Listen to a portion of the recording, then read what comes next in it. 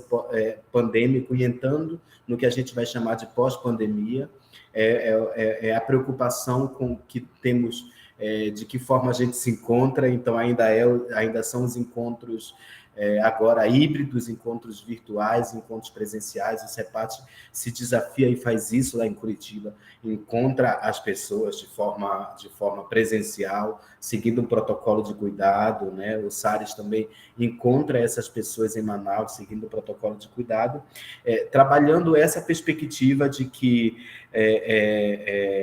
para iniciar um processo de formação em educação popular, a gente primeiro tem que falar da pessoa, né? Do singular da pessoa, daquilo que ela é, daquilo que ela traz e daquilo que ela quer na educação popular. E fazer com que essa pessoa se encontre com características muito, muito particulares e muito caras à educação popular, que neste curso nós nominamos em 5 dimensões, que é a dimensão metodológica, a dimensão política, a dimensão espiritual, a lúdica e a ecológica. Então, depois das falas do SARES e do CEPAT, naquele encontro nós nos dividimos em grupo, fomos para pequenas outras salas para partilhar um pouco essas dimensões. Se vocês lembrarem, né, lembram, e dizer para vocês que cada dimensão trabalhada naquele momento, ela também é uma característica muito forte dos centros sociais que trabalharam essa dimensão, né? O SES, a dimensão metodológica, que é uma dimensão muito cara ao trabalho do SES lá na Bahia, né? De apresentar às pessoas de que essas pessoas que chegam ao SES e que são acompanhadas pelo SES, elas têm saberes, elas têm conhecimentos, e que o que o SES vai fazer naquele momento é compartilhar e horizontar os saberes, né? E, a partir daí, produzir um conhecimento, produzir uma ação, né? Para o SES, eles diziam naquele encontro, né? É impossível fazer educação popular sem reconhecer os saberes trazidos por essas pessoas. Isso vai ensinando todos nós. Eu escolhi aqui 3 dimensões, porque era muita coisa da memória, né? Das anotações, falando com algumas pessoas, porque a característica do CEPAT, assim, que a gente nominou naquele momento, é a dimensão política. Por isso, o próprio módulo do CEPAT tem a presença de muitos movimentos, de pessoas que transitam pelo CEPAT, pessoas que conhecem o CEPAT, mas que estão em outros frontes de luta, né? E o CEPAT faz esse trabalho de formação, de apresentação de temáticas, de reflexão de temáticas, e essas pessoas, a partir daí, então, começam a alinhar trabalhos e ações com esse processo formativo. E o SARES, naquele momento, partilhou conosco e com o grupo a dimensão espiritual, né? Muito na perspectiva de uma espiritualidade amazônica, inclusiva, interreligiosa, uma espiritualidade sustentada na espiritualidade inaciana, que é tornar o homem, né, conhecedor de si mesmo e conhecedor do Criador, e criar uma relação justa entre Criador e criatura. O SARES apresentou aos participantes a perspectiva de que a mística amazônica se dá no reconhecimento, na relação com a natureza, uma relação justa com a natureza, né? Reconhecer os elementos da natureza, terra, fogo, água, ar, vento, como elementos da natureza e elementos corpóreos a nós, e que compõem essa relação que a gente chama de mística, que é uma relação consagrada, uma relação justa, é uma relação necessária, inclusive para quem se torna um militante garantidor dos direitos humanos nessa região, né? O Alma trouxe para a gente toda a perspectiva da dimensão ecológica, né? E aí é só olhar o trabalho que o Alma realiza na articulação dessa formação, mas também na articulação de muitas outras ações de defesa do território, de conhecimento dos direitos da natureza e de relação com populações originárias, populações tradicionais, a gente vai entendendo esse fronte de luta, que é uma dimensão muito cara à educação popular, né? A dimensão com o ambiente, a dimensão com o meio, o que a gente chama aqui de território, né? O território corpo, o território ambiente, o território pessoas, e que a gente vai trabalhando. E o CAC, né, na perspectiva da infância, do trabalho com as crianças, com educadores populares que trabalham com crianças, a gente trouxe a dimensão lúdica da educação popular, né? Fazendo as pessoas entenderem que a dimensão lúdica não é brincar por brincar, é o brincar enquanto ato político, brincar enquanto direito, e fazer com que as nossas ações elas tenham prazer, elas tenham gozo, né? E a gente foi, a partir de uma poesia que apresentamos de Manuel de Barros, né, o menino que carregava água na peneira, a gente foi apresentando para as pessoas essas características da ludicidade, né? Quando a gente não conhece, a gente acha que é só brincar por brincar, né? Mas o lúdico, o brincar, as coisas feitas com prazer, elas têm características que são características de ato político mesmo, né? Uma delas é o respeito às visões de mundo, né? É uma característica da ludicidade. A outra é que a ludicidade ela considera todos os espaços. Todo lugar é lugar da brincadeira, todo lugar é lugar da infância, todo lugar é lugar de garantir o direito de brincar, né? E trabalhando isso com as pessoas. A característica da liberdade, né, do brincar, que não é um brincar travado num plano, mas da livre brincadeira, e depois da multidiversidade de brincadeiras, da multidiversidade de pessoas, isso a gente foi trabalhando nos grupos, né? E aí depois nós voltamos, né, depois de um tempo, foi uníssono dizer que o tempo foi pouco para essa partilha, que o tempo foi pouco para compreender mais essas dimensões da educação popular, a dimensão metodológica, a dimensão política, a dimensão espiritual, a dimensão lúdica, a dimensão ecológica, mas que todo mundo saiu dali com um compromisso de aprimorar e buscar mais saber sobre essas dimensões, e enriquecer mais o seu conhecimento, né? E aí eu trago aqui, para fechar, dois resumos. Um do SES, né? Muito essa ideia do indivíduo, de que na educação popular a memória ela é muito importante, porque a memória ela faz trazer o indivíduo por inteiro, né? Foi essa partilha feita no SES, né? E que converge com as partilhas do CEPAT. O CEPAT, quando traz a ideia da memória naquela primeira roda, o CEPAT ele vai também dizer que a memória histórica, a memória afetiva, a memória relacional, né? E que todo esse processo da memória bem trabalhada é preciso ser feito para o reconhecimento da nossa humanidade. Que educação popular não pode acontecer sem humanos humanizados, né? E o primeiro processo para humanizar o humano é resgatar a nossa memória, a memória ancestral, a memória dos nossos antepassados, a memória dos nossos espaços, para que a gente possa assumir, então, uma educação mais humanizada. Os meus colegas Jonas está aqui, Luiz está aqui, Mari está aqui. Quem quiser contribuir com esse resgate da memória, foi isso que eu consegui fazer daquela primeira roda virtual. Obrigado. Obrigado a você, Gisele, está ótimo. Esse tem sido um grande caminho de aprendizado, tem sido uma escola, eu digo, essa formação em educação popular tem sido uma escola, primeiro, para os centros sociais, para a gente, enquanto rede, no desafio de fazer um percurso de educação popular em 5 territórios nacionais diferentes, com instituições com identidades tão fortes, históricas, já formadas, com públicos tão, às vezes, distintos, inclusive culturalmente falando, mas caminhando para o mesmo horizonte, não é? E acho que essa partilha aqui é fruto disso. Eu também queria acolher os colegas da Rede Jesuíta de Educação que estão conosco. Essa é uma ponte muito preciosa para a gente, construir essa ponte entre a Rede de Justiça Socioambiental e a Rede de Educação. A gente fica muito feliz que vocês estejam aqui, assim como os colegas da Fundação Fé e Alegria, os indigenistas.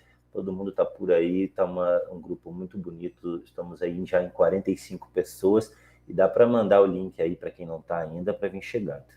Bom, passando para a próxima etapa, a gente já feita a memória e a contextualização, né, como diz o Juscelio, da história de vida e da história do lugar, eu queria passar o nosso chat de fala aqui para o Padre Gia Fábio.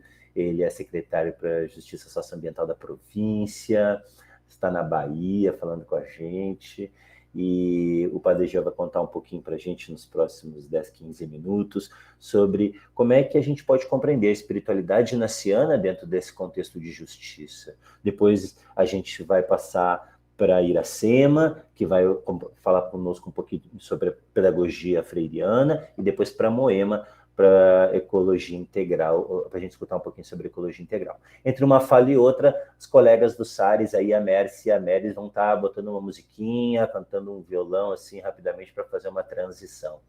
Então, Padre Jean, lhe passo a palavra, e quando lhe faltar, assim, uns 4, 5 minutinhos para encerrar, eu dou uma abanadinha aqui. Boa noite. Boa noite, acionei aqui também o cronômetro. Vamos ver se acompanha direitinho. Boa noite a todos, boa noite a todas, né? Então, é uma alegria estar nesse espaço de coletividade, de troca realmente de conhecimentos e de saberes. No contexto do convite que me foi feito, de falar um pouco essa dimensão da justiça sobre o olhar da espiritualidade inaciana, logo de início eu quero dizer que aqui minha fala vai ser mais no intuito de provocação, então no dizer algo para provocar vocês, porque teremos os nossos 25 minutos, inclusive, para retomar alguma coisa que dessa provocação que vai ser aqui colocada, e também dizer que mais do que fruto de uma proposta teorizada do tema, mas sim aqui uma partilha de uma leitura, né, desse mesmo tema, a partir de uma dinâmica orante, da própria proposta da espiritualidade como se pede, né? Então, é mais nessa perspectiva do que como uma apresentação de uma tese de como poder olhar a justiça sobre o prisma, né, o horizonte da espiritualidade inaciana. Então, e a primeira coisa, então, que eu gostaria de lembrar aqui é de que todo ser humano tem uma espiritualidade, né? Então, e que espiritualidade faz parte do modo de ser, de agir e de estar no mundo de uma pessoa. É um modo realmente de sentir o mundo, de ler o mundo, né? E de se colocar diante da dinâmica que o mundo vai apresentando a gente, nos pedindo e nos colocando, né, numa dinâmica também de resposta, de atuação. Espiritualidade tem a ver com o sentido que damos ao modo de vivermos a vida e de estarmos no mundo, na relação com os outros, na relação consigo mesmo, a partir do que sentimos, pensamos e que lemos, né, da realidade do nosso entorno e, de modo especial, em relação com a própria criação. O outro é criação, nós somos criação também. Então, a espiritualidade tem a ver com o como sentimos tudo isso, como lemos, como encaminhamos, como depois tornamos, né? Como buscamos colocar uma prática, responder e movimentar-se no mundo a partir de um sentido e de valores que essa espiritualidade carrega, né? E dentro desse contexto, entendendo a espiritualidade como um modo de ver o sentido, né, que damos ao estar no mundo, é que a gente pode dizer que a espiritualidade inaciana, então, é esse modo de dar sentido ao nosso viver no mundo, de dar sentido à nossa humanidade se dizendo no mundo e se fazendo no mundo, né?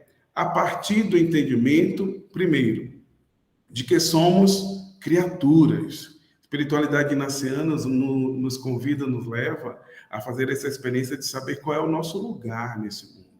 Então, de criatura criada por um Criador, por uma realidade maior. Mas uma criatura, então, que em relação a todas as outras, carrega a sua fragilidade, carrega a sua realidade de criatura, mas a capacidade de entender quem somos, e de modo especial que somos uma criatura criada numa dinâmica de amor, né? Criaturas criadas no amor e convidada a amar os demais. Mas aqui já pensando o amor que nos cria, não um amor sentimento, né? Mas um amor que nos cria, um amor dinâmica, um amor realidade, um amor movimento. E por isso esse mesmo amor que vai nos criar, que vai nos encher de vida, que vai nos encher de sentido, porque Deus, quando cria o ser humano, coloca em cada um de nós uma semente, e essa semente se chama capacidade de amar, capacidade de dar sentido à nossa existência, e essa semente, essa capacidade de amar, é um pedaço do próprio Deus dentro da gente. Lá no relato do Gênesis, então, no segundo relato, nós vamos, então, nos deparar com Deus do barro, criando o homem e soprando um sopro de vida. E, a partir daquele momento, o homem ganha vida, o ser humano ganha vida. E essa vida que ele ganha é o pouco de Deus que habita nele. Então, a capacidade de amar vem porque o próprio Deus está habitando em nós, na nossa dinâmica enquanto ser humano, enquanto pessoas, enquanto criatura, mas uma criatura habitada por Deus como todas as outras, mas com essa capacidade de experimentar essa presença de Deus e depois também de levar essa presença na vivência aos demais, né? E caminhando um pouco mais além para esse entendimento da espiritualidade no contexto, né, inaciano, porque é como ver a justiça, né, a partir da espiritualidade inaciana. Então, é importante que a gente vá e tome consciência de que a espiritualidade inaciana ela está alicerçada de modo intrínseco, na verdade, lá nos exercícios espirituais, que são, né, anotações de uma experiência concreta de um ser humano que experimentou a ação do Espírito na sua vida, né? Então, ali está a ação e a dinâmica do Espírito ali agindo concretamente e que continua agindo na vida de todos que se coloca, a partir dos exercícios espirituais, se coloca nesse caminho de fazer um caminho de tomar a vida em suas mãos a partir do olhar do Espírito, né? A partir do reconhecimento dessa relação com o divino, dessa interação com o divino, com Deus. Então, indo até os exercícios espirituais, nós vamos encontrar logo no princípio e fundamento a apresentação da vocação do ser humano e das outras criaturas. Então, o ser humano, né, lá vai dizer que é criado para louvar, reverenciar, servir a Deus e assim salvar-se. E que as outras coisas sobre a face da terra são criadas para o ser humano, para ajudar o ser humano a atingir o fim para o qual foi criado. E é nesse momento, diante do número 23 dos exercícios espirituais, o princípio e fundamento, onde apresenta a vocação do ser humano e a vocação de todo criado, né, de toda a realidade criada, que na realidade contemporânea nossa me permitiu o seguinte questionamento, né? Então, primeiro, acredito que da mesma forma que todas as outras coisas foram criadas para ajudar o ser humano a atingir o seu fim, que é de estar voltado para Deus, para fazer um caminho de volta para Deus, e fazer um caminho de volta para Deus em Deus, fazer um caminho de volta para o amor de onde saiu, fazer um caminho de volta para o amor no amor. Então, para fazer esse caminho, todas as outras coisas foram criadas para favorecer a concretização dessa vocação do ser humano. Do mesmo modo, todas as coisas criadas também precisam atingir o seu fim.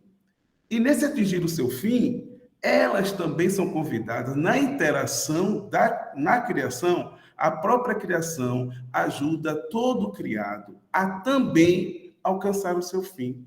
A criação ajuda toda na sua realidade, a natureza se ajuda a chegar ao seu fim. É por isso que nesse momento eu me permiti refletir e rezar o seguinte: o ser humano, então, também é criatura, faz parte da criação, tudo está interligado.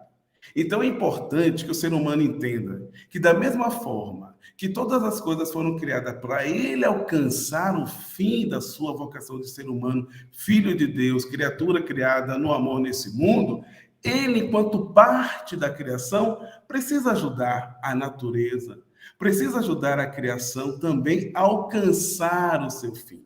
Precisa permitir que esse fim seja alcançado também por parte, né, daquilo que Deus pede à própria criação. E aí, então, que entra na minha partilha, né, a dimensão da perspectiva da justiça. A justiça, então, começa a ser vivida, entendida a partir da espiritualidade inaciana, que a partir do momento de que, entendendo nesse caminho de vivência, de humanização da minha humanidade enquanto ser humano, de realização da minha vocação, que é de viver, de reconhecer que venho do amor, que na minha fragilidade o amor atua na minha história, na minha vida, o amor me atrai. Mas eu vou vivendo essa atração ao amor, já também espalhando o amor que habita em mim, por isso ser mais para os demais. E nesse caminho de espalhar o amor que habita em mim, eu espalho esse amor também no que diz respeito a toda a realidade criada. Então, eu começo a partilhar o poder do amor que habita em mim, vivendo com justiça a minha vocação de entender-me como filho de Deus, criado nesse amor, não é? Entendendo a minha vocação de caminhar para Deus, e nesse caminhar oferecendo aquilo que de Deus habita em mim, de que amor do amor que habita em mim, então sendo mais para os demais, e aqui entendendo os demais, não só as outras pessoas, mas todo criado. A justiça, vivendo de forma justa a minha vocação e permitindo que toda a realidade também possa viver justamente a sua vocação, tenha o espaço adequado para viver a vocação. E quando entramos na perspectiva da justiça socioambiental, a gente vai então perceber que todo esse sofrimento que a natureza passa hoje é porque justamente o ser humano não tem conseguido viver a sua parte de comprometimento dessa vivência da vocação de ajudar, enquanto criatura, a todas as outras realidades criadas a atingir também no seu fim. Então, o ser humano, ele então começa a gente, né, se discute a relação do ser humano com todo o criado, como se tudo fosse criado para ele, e não para ele fazer um caminho para Deus junto com a criação, porque tudo vem de Deus e tudo vai para Deus também. Então, a realidade criada não foi feita para o homem, foi feita também para Deus. Agora, o homem também foi feito para Deus. E nessa realidade, nesse entendimento, ele deve voltar para Deus, ajudado pela realidade criada, e todas as outras coisas devem também ter a condição de viver a sua vocação, de expressar o amor de Deus, de ajudar no contexto da própria criação, da própria natureza, a natureza ajudar-se de uma forma harmônica a viver sua vocação e o ser humano contribuir com isso.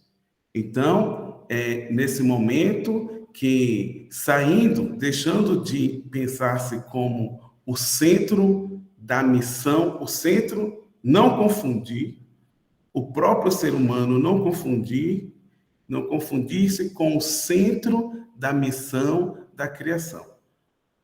A criação, a natureza, é também destinada a fazer a vontade de Deus, a voltar para Deus, não a vontade do ser humano.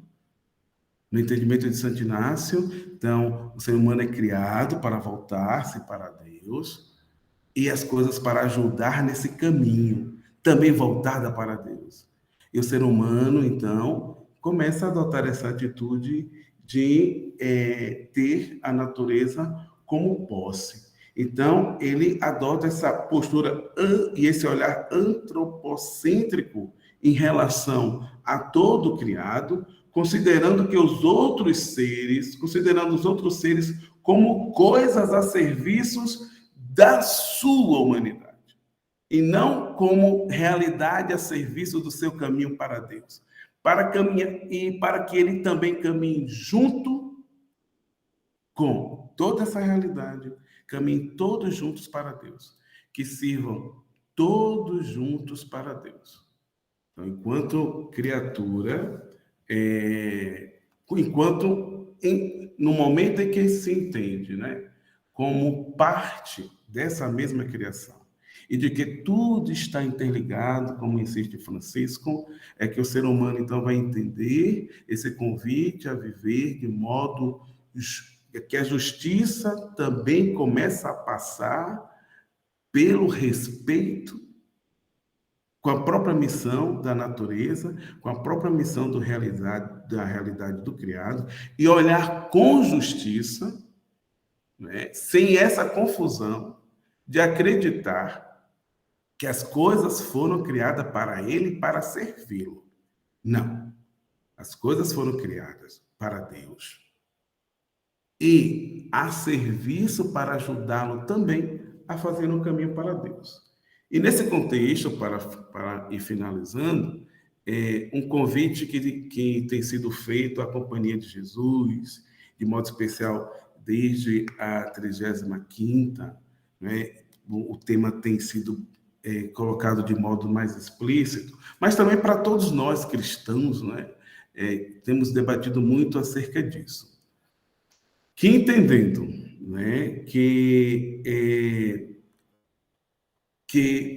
da mesma forma como eu, ser humano, criatura criada no amor, toda a realidade criada também é criada no amor e com o destino para Deus, para fazer a vontade de Deus, para expressar o amor de Deus.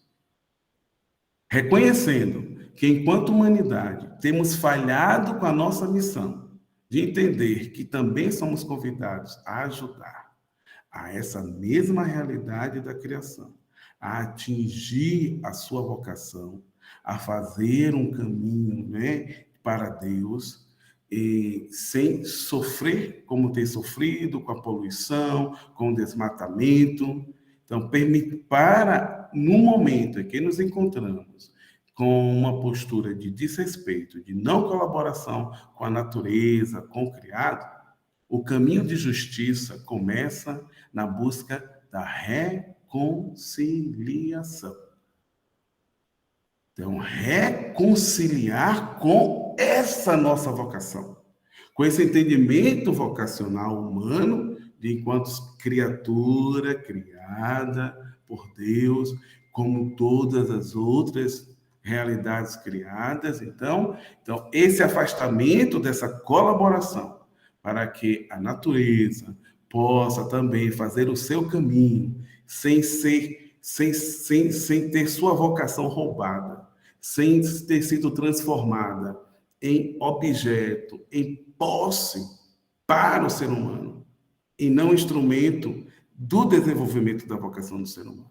Para que a gente comece a agir com justiça e devolver essa dinâmica, né, ou compartilhar dessa dinâmica, de que, do mesmo modo que todo criado colabora para que eu, ser humano, alcance a minha vocação, o meu fim, que é estar voltado, viver uma vida voltada para Deus, é permitir também que o fim da realidade criada possa ter condição de expressar o amor de Deus, de fazer um caminho também em Deus, sem se tornar posse puramente do ser humano. E isso não acontecendo, e a gente agora reconhecendo que é importante voltar à vocação primeira, então o caminho da reconciliação é um caminho possível. Primeiro, compreender, a partir de onde estamos, essa necessidade de posturas novas, né? E essa postura, justamente, buscando reconectar, né? A partir desse olhar mesmo inaciano, somos convidados a ser mais para os demais, a ser amor para os demais. E esses demais, então, são homens, mulheres e tudo criado.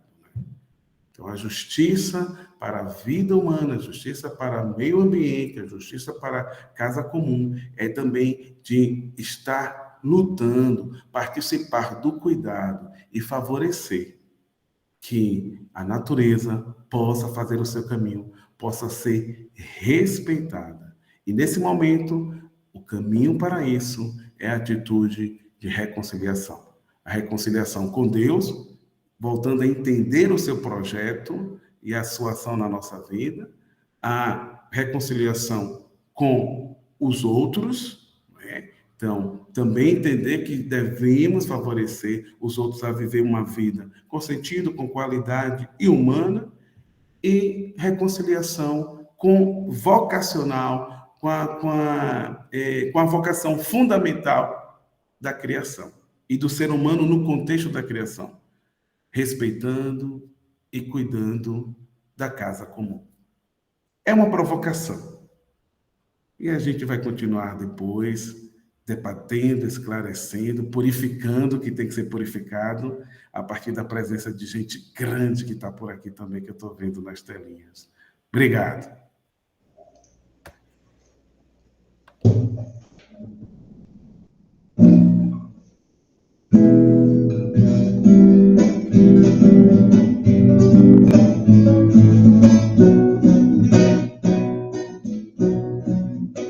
Amazonas moreno, tuas águas sagradas são lindas estradas, são contos de fadas, ó teu doce rio, a canoa que passa, o voo da garça, as gaivotas cantando em ti vão deixando com gosto de amar.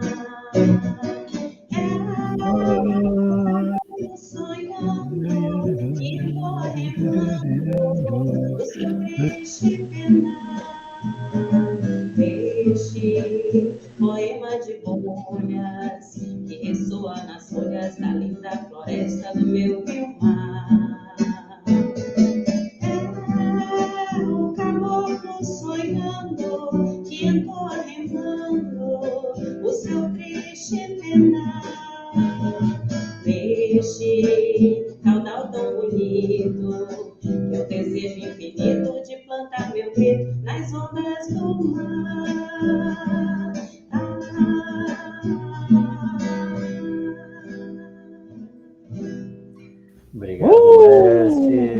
Obrigado, Médici. Obrigado, Tadiane. Ótimas reflexões, dando as boas-vindas aí para quem está vindo, para quem está chegando. Realmente nós estamos muito felizes de estar com todos e todas vocês. E para essa ciranda agora, eu vou chamar lá para o Nordeste também, a Iracema. Bem-vinda, Iracema. Peço que tu te apresente, fale um pouquinho do teu lugar, aí de onde tu fala, da escola para a gente, e depois possa dar as tuas contribuições também um pouquinho sobre como é que tu compreende que a pedagogia freiriana dialoga com essa questão da justiça, né? E te aviso também quando faltar aí uns 5 minutinhos, tá bom? Seja muito bem-vinda. Muito obrigado. Ok. Boa noite a todos e a todas. Obrigada, Luiz Felipe. Obrigada a todos pela presença aqui. Obrigada pelo convite, né? Pela confiança para estar aqui falando nessa roda, né? Mas como é uma roda de conversa, então, na roda de conversa, a gente pode falar de forma mais leve.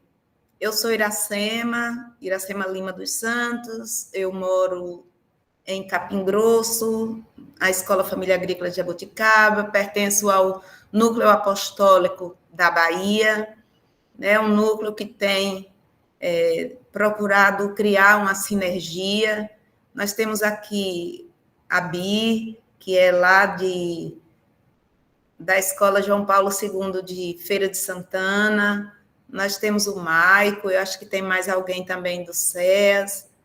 Então, aqui nós temos feito um exercício para fazer a rede acontecer, para nos encontrarmos, para nos ajudarmos, para estarmos, né, sempre em sintonia. E a gente tem discutido, né, esse projeto da educação popular. Em alguns momentos já nos reunimos, já falamos sobre, pensamos no início e vamos acompanhando. Temos aqui também o padre Xavier. Eu sou do núcleo, né, do padre Jean Fábio, agora, antes era do padre Alexandre, agora o núcleo que o padre Jean Fábio também assume como superior. Tem o padre Xavier também, lá da Paróquia São Cristóvão, da Escola Família Agrícola. E, assim, tem um grupo bonito aqui de pessoas, né, que se importam com a justiça social, que dão parte da sua vida, né, e outros companheiros ainda que eu não conheço tão de perto, mas que a gente conhece porque a gente acompanha. Então, nossa atuação é na Escola Família Agrícola, né, Paróquia São Cristóvão, e nós costumamos chamar de a Missão Jesuíta do Sertão. Nós ficamos no sertão da Bahia, uma região semiárida, na Paróquia São Cristóvão, e lá nós temos uma rede de projetos, né, que atuam. Então, nós temos atendimento, já recebemos migrantes, trabalhamos com a educação do campo, né, com as comunidades quilombolas. Nós temos 2, né, Cambueiro e Embratel. Temos um albergue que acolhe os retirantes, as pessoas que descem. Então, a missão jesuíta ela tem uma dimensão, né, de cuidar da pessoa, de cuidar da casa comum, procurando ser aquilo que o padre Jean falou tanto um pouco antes, de sermos mais para o outro, né? De estarmos a serviço, de nos colocarmos a serviço do outro. E assim nós vamos caminhando, né? Como peregrinos, como caminheiros, e aí a gente segue naquelas estradas.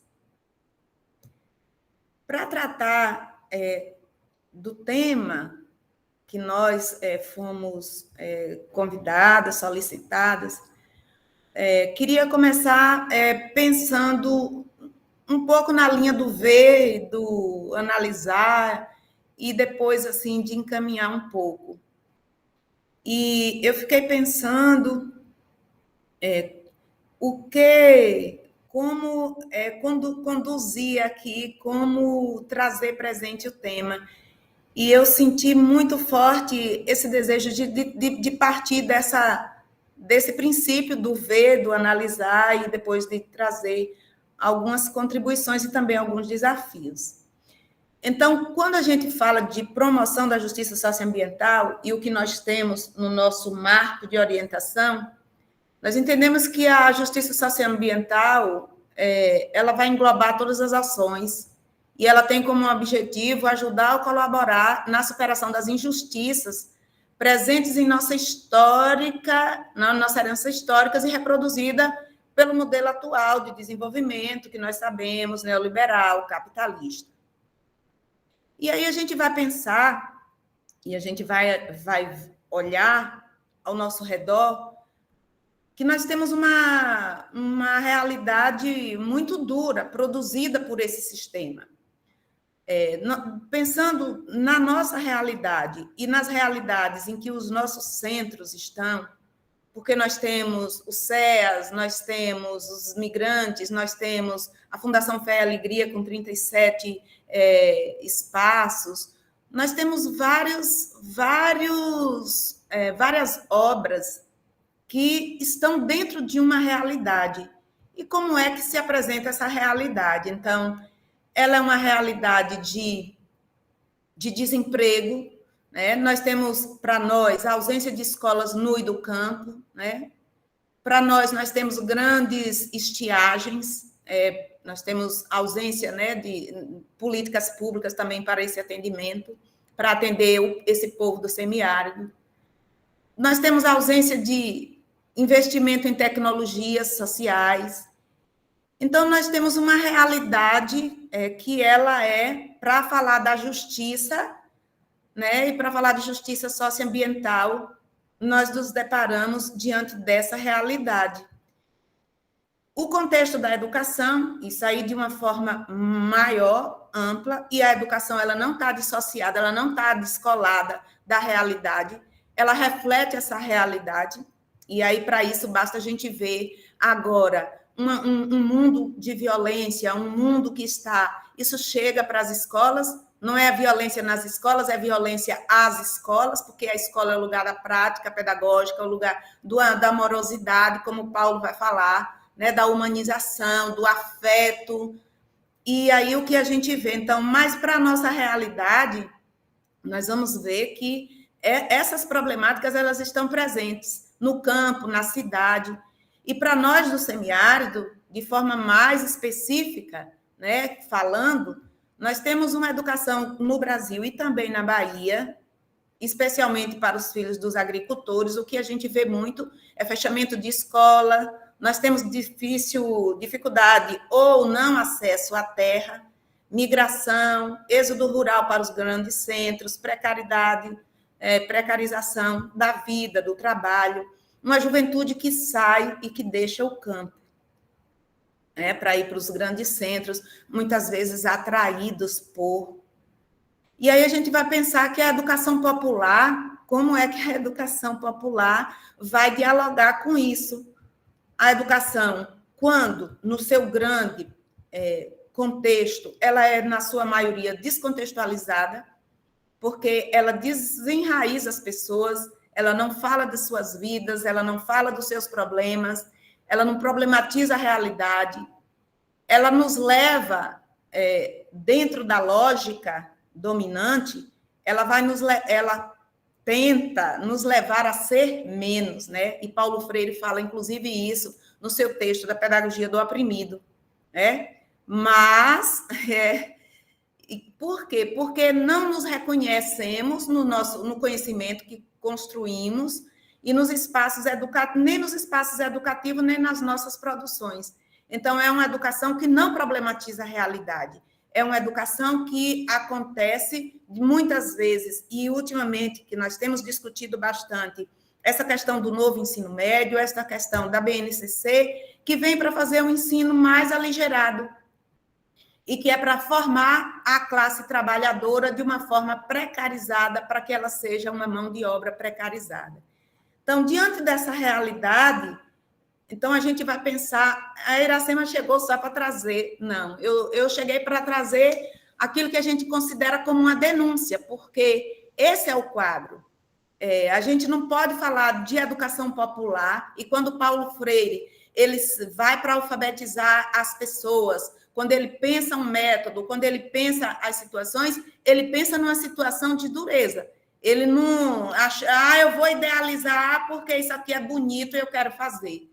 Ele partiu de uma realidade doída, sofrida, talvez como a nossa, né? Ou talvez a nossa esteja mais, mas foi a partir daí que ele foi para trabalhar, para atuar, para transformar essa realidade, né?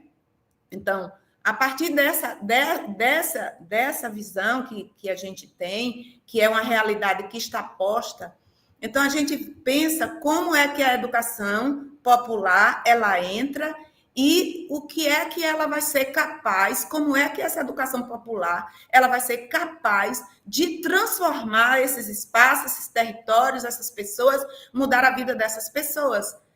Porque nós temos esse popular não só porque é o povo, não só porque está no pobre, no vulnerável, mas porque elas são pessoas, e aí a gente vai discutir isso aqui mais adiante, com capacidade, com saberes, com inteligência, com alegria e outras coisas mais, e que isso não nos é permitido expressar. e a educação popular ela vem para isso. E no seu livro, né, da Educação e Política, Paulo Freire vai dizer que a educação popular é a que substancialmente democrática, jamais separa os seus conteúdos, o ensino dos conteúdos, do desvelamento da realidade. É a que estimula a presença organizada das classes sociais populares na luta em favor da transformação democrática da sociedade, no sentido de superação das injustiças sociais. Então, a educação popular ela tem um papel fundante, importante, e isso o próprio Freire está nos dizendo, de transformar as situações de injustiça da sociedade. E isso vai acontecer a partir do momento que as pessoas tenham consciência, criem consciência de classe, consciência do seu valor, consciência do seu potencial, e que aí dialoga com aquilo que o padre Jean Fábio trazia, né, aqui para nós. Diante, né, desse quadro, a nossa experiência, talvez a nossa só da Escola Família Agrícola, não, a nossa nos centros, onde a Companhia de Jesus, onde a espiritualidade naciana, onde esses homens e mulheres, esses que fazem parte do corpo apostólico, se disponibilizam para uma ação, né, para o outro, como Santo Inácio diz, né, na formação de homens e mulheres, para contribuir com o outro, para ser mais, né, para ajudar o outro. Então, a gente pode falar de uma experiência de outras que nós temos aqui nessa roda, nessa mesa, nessa sala. A gente pode falar da Escola Família Agrícola de Jaboticaba, né? Ela é uma escola do campo e ela é uma escola alternativa que nasce dentro desse mesmo contexto que a gente acaba de dizer aqui. Ela nasce nesse contexto e ela nasce como uma alternativa, né? Nasce das comunidades e organizações populares. E aí também ela chega aqui junto com um jesuíta, pela mão de um jesuíta, por a mão do padre Xavier, né? O padre Xavier Michele, que está aqui, que chegam na paróquia, que fazem essa leitura da realidade, e a partir daí eles entram, né, com uma ação, e a Escola Família Agrícola é uma dessas ações. Então, o que acontece nesse momento é uma mobilização a partir das bases, a partir das associações, a partir dos sindicatos, a partir da igreja, a partir das famílias, a partir dos jovens que estão indo para o êxodo rural. Então, nasce essa escola como uma alternativa a pedido das pessoas. E ela nasce para quê? Né? Só para ter uma... Não, ela nasce para oferecer uma educação contextualizada aos filhos e filhas de pequenos agricultores, né? Que seja pautada em valores que são humanistas, sociais, culturais, de modo que o estudante se torne capaz de refletir e de promover o desenvolvimento sustentável no seu lugar, porque ele vai ser transformado como pessoa, e ele não vai mais sair de lá como objeto, como Paulo Freire nos diz, né? Que então o camponês, né, ele sabe que ele tem uma história, uma luta, e ele renasce, não mais como objeto, mas como sujeito da sua história. Então, a função da Escola Família Agrícola, dentro do semiárido, é essa, é de fazer com que os jovens que chegam lá, eles saiam de lá como sujeitos da sua história, como protagonista, né, da sua história. Eles não vão para lá para continuar sendo as mesmas pessoas, eles vão para lá para se transformar, né, para atuar. Então, ela nasce como uma proposta de educação popular para atender a classe trabalhadora, oferecer uma educação humanista, emancipatória, para a liberdade. Uma educação que possibilite para esses jovens e também suas famílias, porque ela se estende, ela não é uma escola que fica dentro das quatro paredes, mas ela sai, ela vai para a família, ela vai para a comunidade, né? E ele tem a visão de promover a autonomia, o protagonismo e o compromisso de transformar todo esse entorno. Então, para cada um desses estudantes é oportunizado compreender compreender-se como ser humano e dar conta da sua identidade. Eles vão imergir e percorrer o seu processo histórico e assumir conscientemente a sua posição diante do mundo.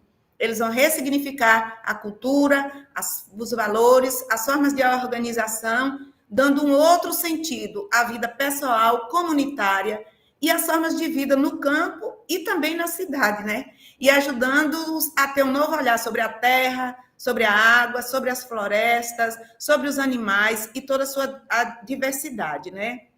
Eles vão aprender a se compreender como um ser humano que quer ser, que quer se formar e que vai nesse sentido aqui, nos assemelhamos daquilo que Santo Inácio propõe.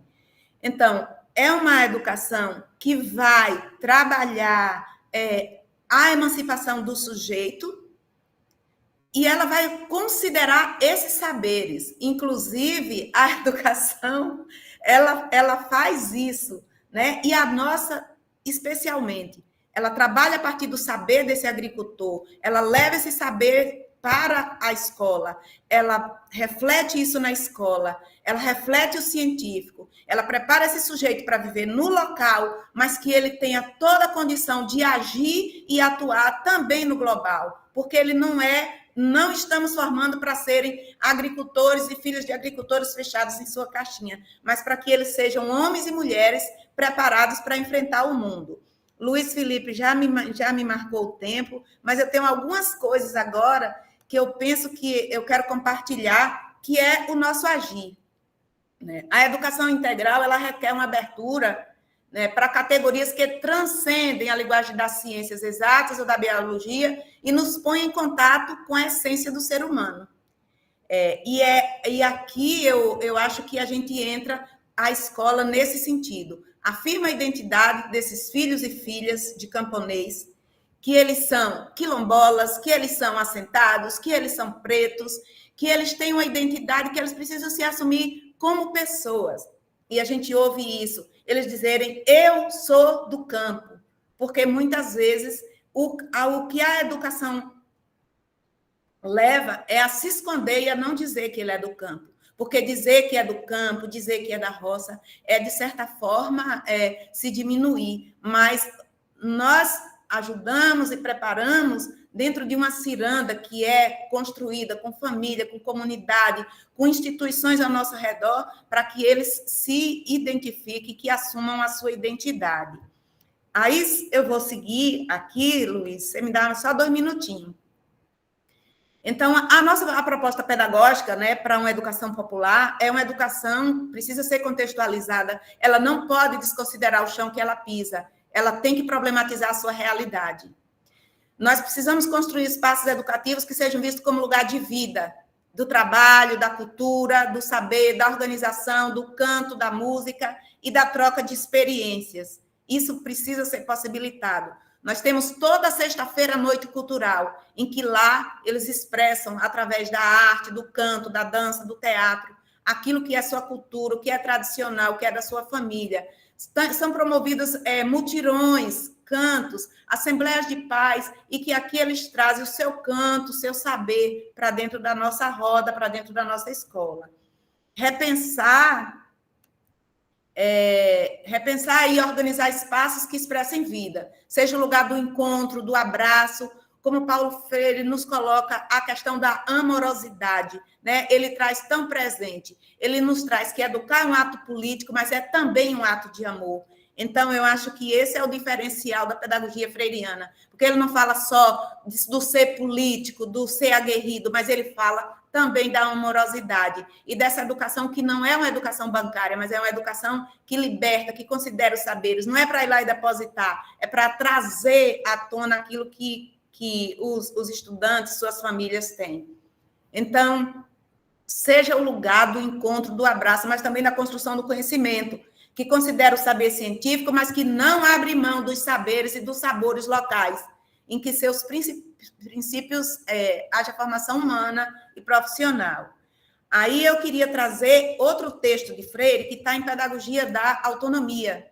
Está no mundo sem fazer história, sem por ela ter feito, sem fazer cultura, sem tratar a sua própria presença no mundo, sem sonhar, sem cantar, sem musicar, sem pintar, sem cuidar da terra, das águas, sem usar as mãos, sem esculpir, sem filosofar, sem pontos de vista sobre o mundo, sem fazer ciência ou tecnologia, sem assombro em face do mistério, sem aprender, sem ensinar, sem ideias de formação, sem politizar, não é possível.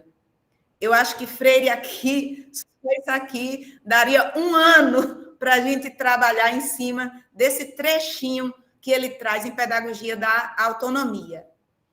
E eu queria, para fechar mesmo, gente, eu prometo, trazer um trecho da carta do Papa Francisco, a carta que ele escreve de 2020, né? Que ele traz, que ele manda aquela carta para os movimentos populares, que eu acredito que todos nós aqui conhecemos, né?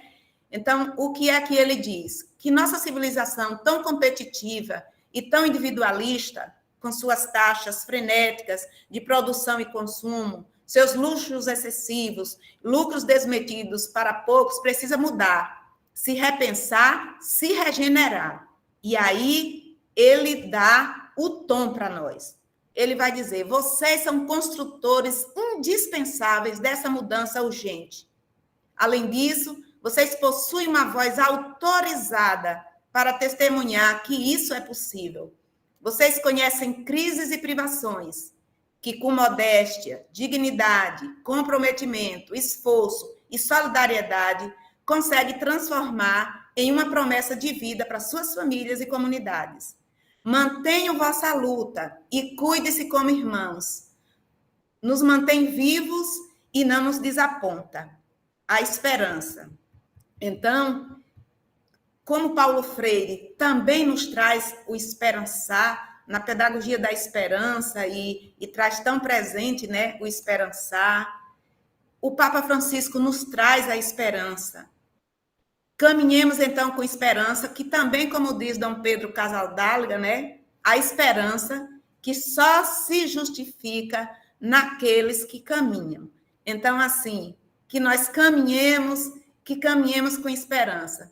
Temos uma realidade dura, mas temos, digamos assim, ferramentas, instrumentos, espiritualidade, ânimo para caminhar com esperança. E muitos outros mestres já nos exortaram a isso. Caminhando com esperança.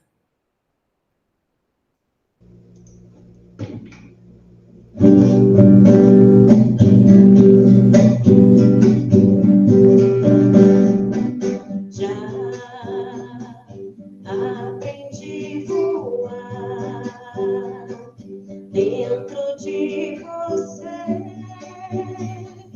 ancorar no espaço, ao sentir cansaço, ossos da jornada.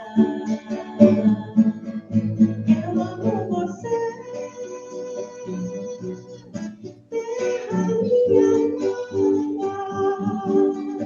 minhoca, mel e luz, minha casa. Eu amo você,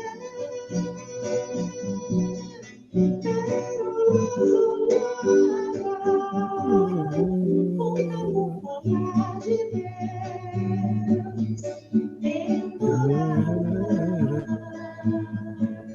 Abençoe minha mão. Obrigado, Irefema. Obrigado, Mercy. Muito obrigado pelas palavras inspiradoras. A gente vai indo para mais uma etapa da nossa roda aqui, da nossa gira de conversa. Quem puder abrir a câmera, vai abrindo, né? Já estamos aí de 50, 51, 52 pessoas.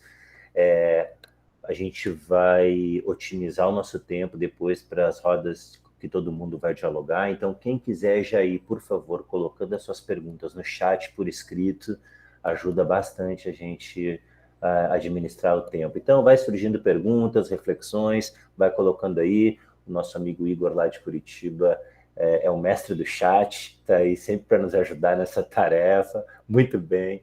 E agora, para terminar essa etapa, eu queria, com muita alegria, convidar também uma amiga da Rede de Justiça Socioambiental, uma amiga dos nossos centros, do OMA, a Moema Miranda, que é assessora da Repan.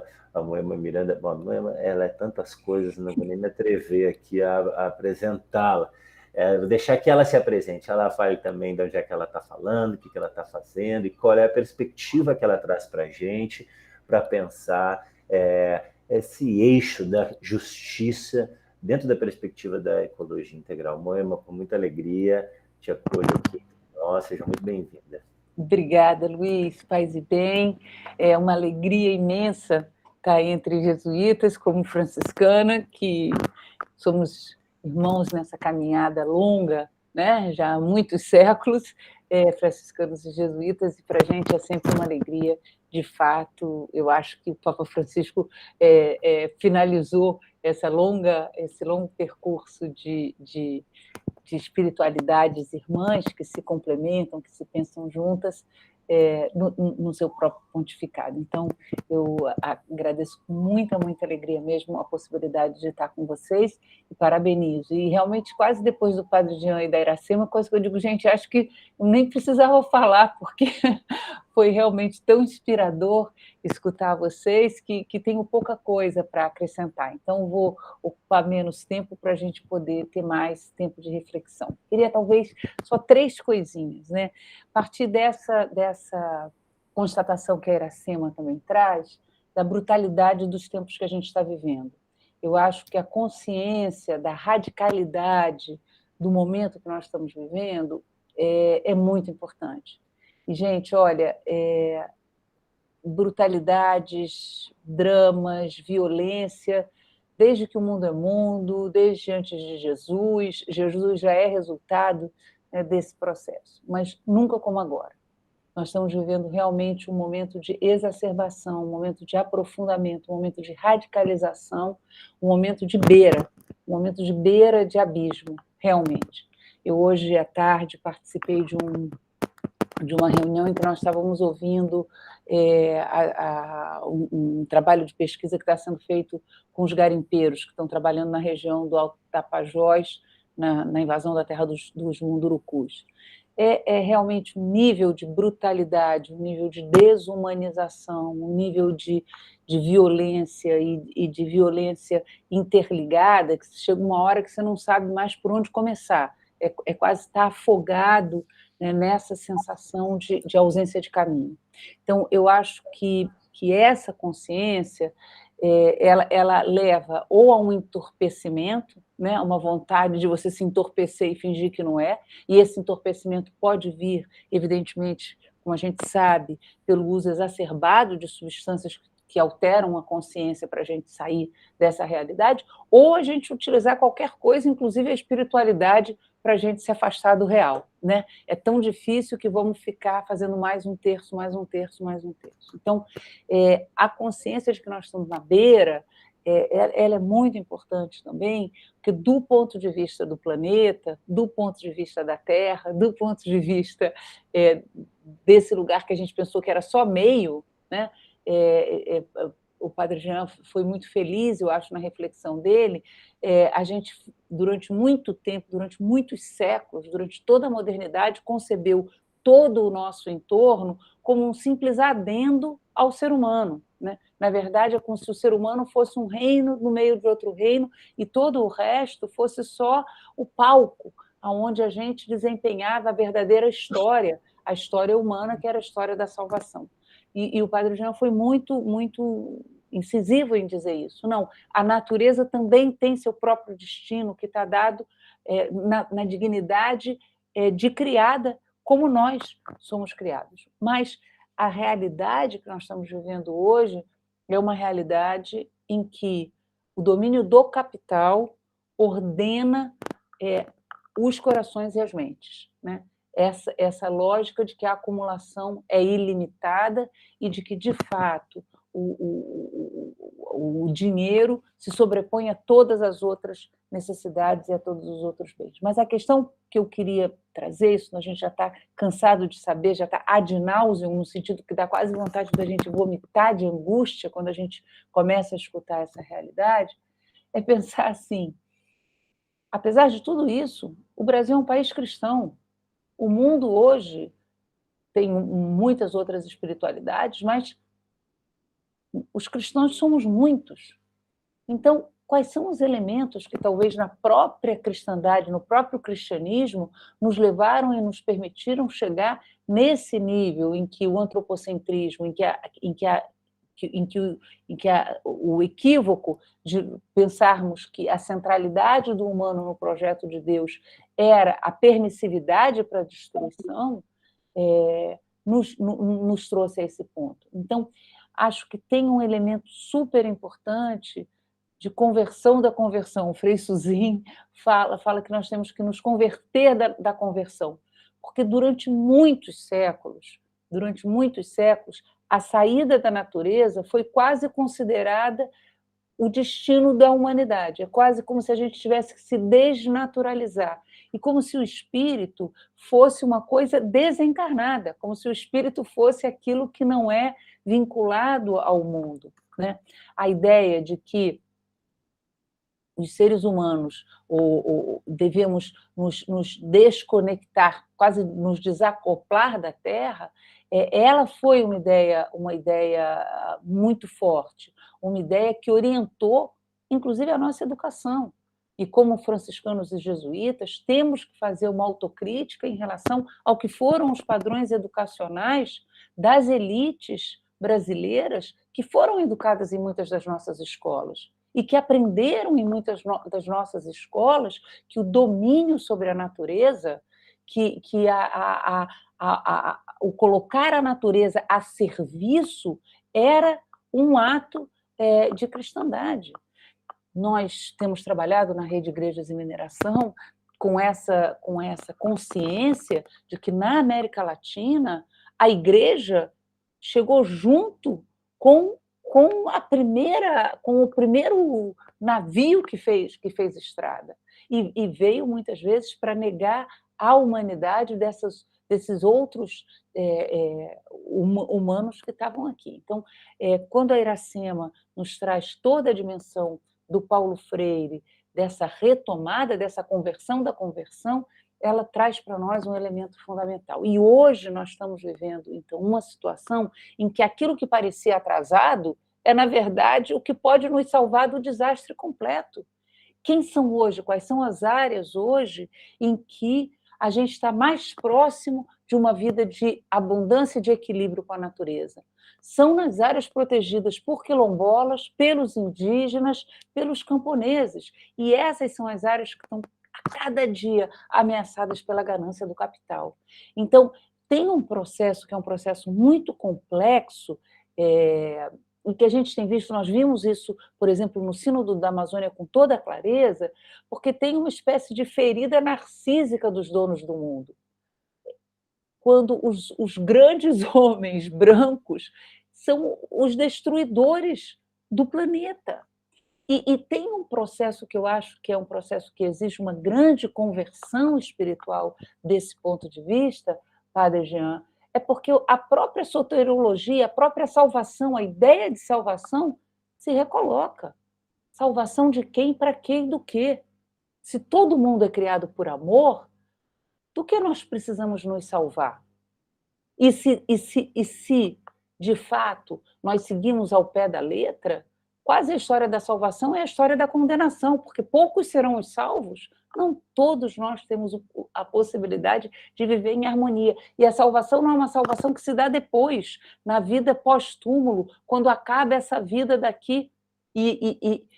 Então, hoje, recolocar a necessidade de continuidade da vida na Terra e da Terra como condição de vida para todos que somos nós, e, portanto, uma espiritualidade que só existe na encarnação, nós só podemos viver o espírito na matéria, no mundo, na encarnação, na carne, nos vários territórios, como nos lembraram na memória que vocês fizeram. Só aí existe espírito para nós, para os seres que somos nós, criados na carne, criados na matéria, criados no amor, tudo junto e misturado, não é, Padre Jean? Tudo junto e misturado, amor misturado nessa encarnação. Então vejam que é uma conversão da conversão muito profunda, e acho que nós, jesuítas, e nós, franciscanos, temos uma responsabilidade muito grande em refazer os nossos passos, em refazer alguns dos nossos passos que foram feitos com a máxima das boas vontades,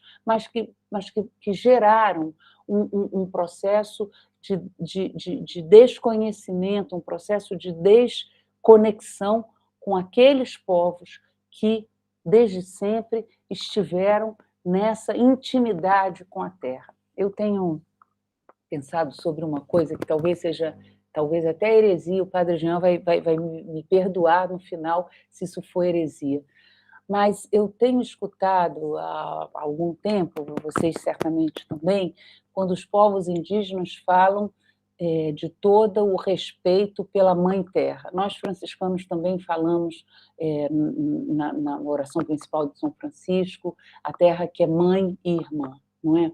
Mas são espiritualidades da maternidade da terra. E nós temos uma espiritualidade da paternidade, do pai, do grande pai. O Ayrton Krenak, num trecho muito interessante de uma reflexão sobre ele, de uma reflexão que ele está fazendo, ele fala: nós, os povos da Mãe Terra, nós amamos a terra.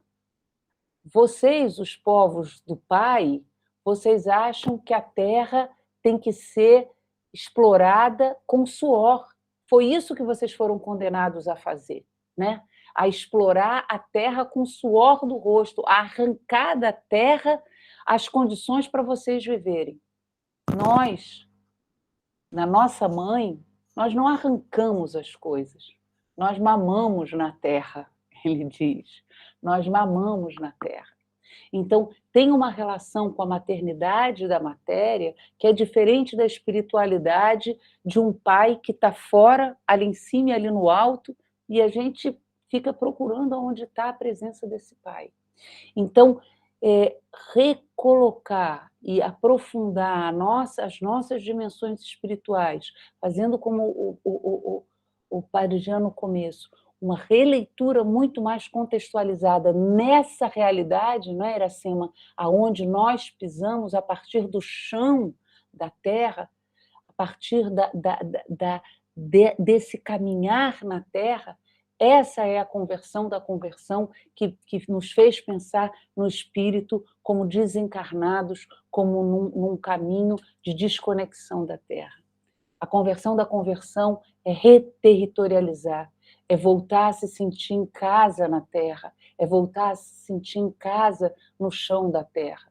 E sem uma romantização, não é porque tudo é bonzinho, porque tudo... Outro dia eu falava com um amigo meu e ele dizia: não, essa ideia de que a natureza é toda boazinha, não, tem uma ferocidade na natureza, mas tem uma vida, que gera mais vida, que gera possibilidades de outras vidas, e é essa infinita possibilidade de gerar vidas que esse estar no mundo, na profunda generosidade de uma vida que se dá gerando mais vidas, nos dá. Então, o nosso compromisso hoje, o nosso compromisso a cada momento, em cada lugar, e o nosso compromisso nos nossos centros é de reencontrar esse popular e de nos dar o direito de aprendermos com ele, de sermos humildes caminhantes que seguem o caminho dos mais sábios, que seguem os caminhos dos que estão já há muitos séculos antes de nós, territorializados numa relação de amorosidade. Que Deus nos ajude a fazermos o mais rápido possível a nossa conversão, para sermos nós também parte do caminho que leva a um pai cheio de maternidade e a uma mãe cheia de fecundidade, e que a gente possa fazer esse lindo casamento entre céu e terra, e essa linda relação, que é uma relação fruto do amor e, portanto, da diversidade e da possibilidade de criação de um mundo onde caibam muitos mundos. Paz e bem, muito obrigada. Desculpa aí, Luiz, tentei ficar dentro do tempo.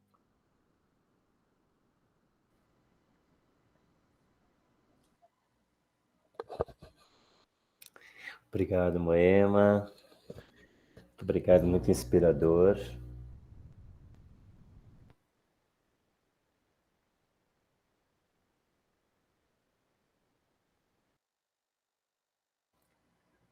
Para mim tá sem som aqui, Mari. Liga o som.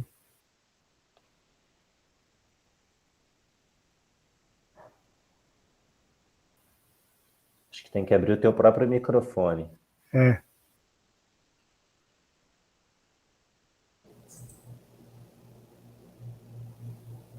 Vou tentar colocar de novo.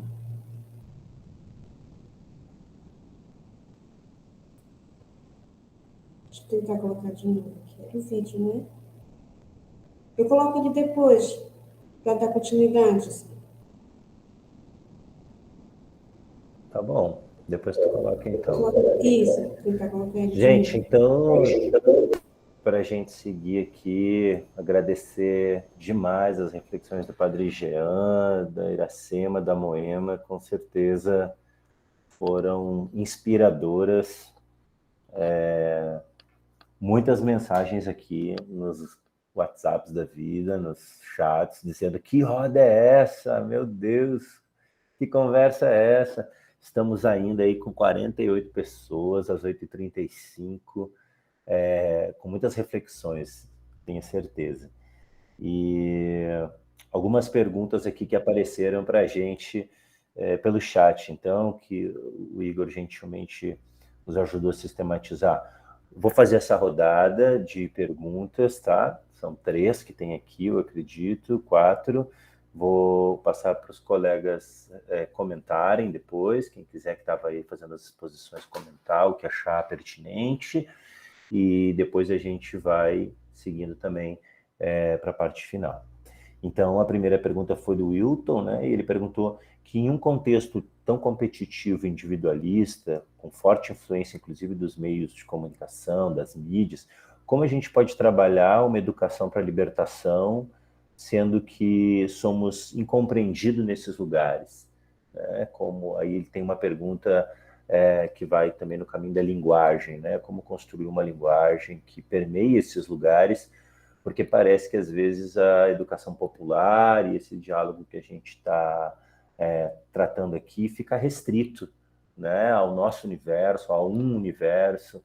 A Moema dizia, somos tantos cristãos e cristãs no mundo. Essa semana eu estava conversando aqui em Brasília com um italiano que está fazendo uma pesquisa sobre o papel da Igreja Católica na política, nos cenários socioambientais, e ele dizia: quando que a gente vai construir uma ponte discursiva do nosso lado progressista da igreja para dialogar sobre ecologia com o lado fundamentalista da Igreja Católica, né?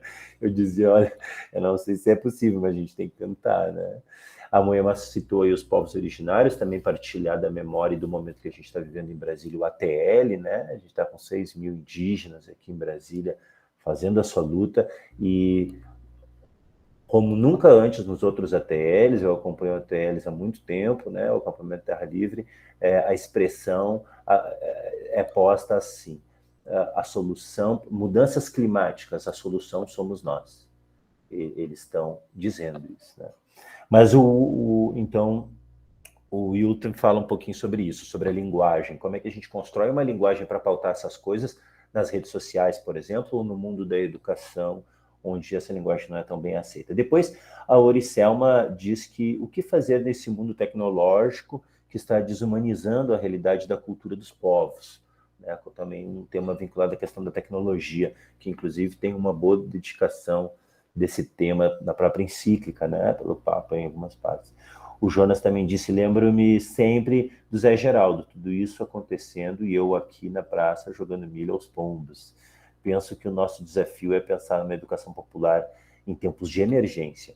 Como abandonar velhos paradigmas e discernir questões pertinentes que nos desafiam diariamente, na opinião de vocês?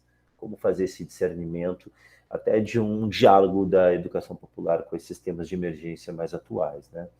O Igor também pergunta: gostaria que a nossa companheira Iracema, se possível, falasse mais sobre a pedagogia freiriana no que tange a participação popular, no sentido de que, como nós, enquanto promotores desses processos formativos de educação, temos e devemos aprender muito com os grupos populares e com os movimentos sociais. Em suma, gostaria que falasse mais do quanto é importante termos os grupos populares, os movimentos no centro do processo da educação popular, como protagonistas da formação.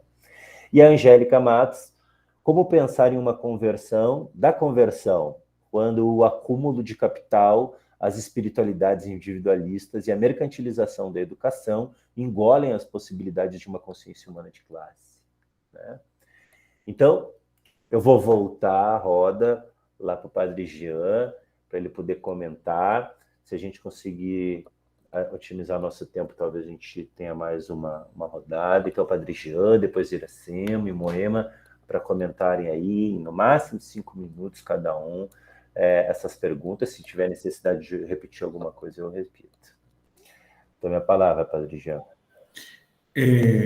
Olha, enquanto foi fazendo essas perguntas, para mim é uma resposta muito breve, né? Eu ia pensando, porque primeiro a gente precisa ter mesmo essa consciência de que tudo deve começar a partir de nós, da gente. Então, somos nós que já temos essa compreensão e da fortaleza, do valor, da virtude, né? De um caminho de cuidado do mundo, do cuidado do outro, a partir, de modo especial, dessa vivência com a natureza e a partir do simples, né? A partir dos mais pobres e a partir dessa relação de respeito. Então, viver aquilo que acreditamos, viver em nós, propagar a partir de nós, levar ao conhecimento dos outros. E, na verdade, não só o conhecer, mas o conhecer do experimentar, a partir realmente do nosso modo de proceder e do nosso modo de levar e promover essa experiência a partir da nossa missão, a partir dos instrumentos que já estamos aí compartilhando, desenvolvendo, vivenciando. Então, mais do que querer que a conversão ou que a realidade mude lá nos outros lugares, porque as informações chegarão e eles, por si só, irão compreender a possibilidade, a primeira necessidade, a possibilidade de mudar, mas que a gente confie de verdade, que insistindo em viver de modo cada vez mais humanizado, que humaniza o nosso humano e permite essa vivência humanizada, a humanizar e a trazer a real realidade, né, do nosso entorno, na sua vocação, permitir que o meio ambiente, permitir que a casa comum, permitir que os nossos irmãos possam viver com dignidade a sua vocação intrínseca de viver a dignidade em Deus, de comunicar a dignidade de Deus que habita em sua realidade, enquanto pessoas, enquanto realidade criada, entendeu? E propagar essa realidade, mas que comece em nós, que não esperemos do outro, mas que na esperança, no esperançar de que vivendo e que pequenas ilhas poderão encontrar pontes de contatos e propagar de verdade essa mudança que é lenta e que nunca vai ser total, porque só em Deus, né, essa totalidade. Obrigado. Obrigado você, Padre Jean. Vamos passando a palavra para a Iracema, depois para a Moema. No final aí o Paco levantou a mão também. Não sei, assim, eu fui ouvindo as perguntas, às vezes eu não sou muito boa de segurar, eu fiquei lendo, pescando ali no chat para ver as perguntas, mas, assim, uma coisa para mim ficou clara, nós trazemos aqui nas perguntas, nós problematizamos a questão do individualismo, né, e a questão do uso dessas tecnologias e o uso e as posturas individualistas. E nós ouvimos, Moema fez uma provocação que ela me acompanha também, viu, Moema? Muito. o fato de sermos um país de cristão, o fato de termos tantas escolas cristãs, católicas especialmente, que formam uma elite, e às vezes eu falo isso, e assim, como é que nós estamos formando essas pessoas e como é que depois essas pessoas estão atuando, né, na realidade, como é que elas estão transformando. Em Pedagogia do Oprimido, Paulo Freire já nos diz, né, que a mudança e a transformação não virá do opressor. É o oprimido que vai ter que libertar-se a si e ao opressor. É uma tarefa pesada que Paulo Freire nos dá, né? Então, eu acho que as perguntas que falam do individualismo, que falam do agir, né? Eu acho que essa perpassou quase todas as questões. Mas a gente sabe que a solução não virá nem do mercado e nem do Estado. Eles não resolverão. Porque o mercado, ao contrário, ele cria mais problemas. Em todas as áreas, e principalmente no campo. Tem a questão das mineradoras, Moema também trouxe isso, é uma realidade que a gente enfrenta, a cada dia eles chegam, na nossa paróquia estão chegando, chega silencioso, chega invadindo, e aí nós temos que atuar. E aí quando você fala do individual e a pergunta vem, como é que nós vamos resolver? Nós vamos ter que trabalhar a partir da base, a partir da consciência, a partir da organização e da solidariedade. Lá também o Papa Francisco já nos dizia, né? Vocês são. Nós temos que viver na resistência. É o tempo todo. Escola do campo, escola família agrícola, educação popular, tudo isso são espaços de resistência. Então, nós temos que estar todos envolvidos. Não é tarefa do movimento social, não é tarefa de todos. Então, nós precisamos criar, quando a gente fala de ecologia integral, o padre Jean falava para nós, tudo está interligado. Se tudo está interligado, nós não vamos encontrar resposta aqui ou ali. Nós somos a resposta, né? Nós precisamos dar as respostas, nós precisamos ser resposta. E aí a gente vai ter que fazer, digamos assim, o caminho, né? O caminho do encontro, da escuta, que a educação popular traz isso. A escuta, como é que está a escuta do outro, né? E como é que nós temos nos permitido, né, a isso. Então, penso que a solução não vem de cima, a solução está em nós, está na nossa organização, está nos pequenos grupos, está nas pequenas coisas, né? A natureza, ela é sábia, ela nos ensina isso. Santo Inácio fala também, Paulo Freire fala, né? E que essa roda traz essas duas figuras para nos ajudar a compreender essa realidade, intervir e transformar essa realidade. Então, assim, os movimentos sociais estão aí, muitas vezes eles são criminalizados, né? Mas a gente precisa pensar que a tarefa não é só dos movimentos sociais. Eles, inclusive, precisam de muito apoio. Eles precisam de todos nós.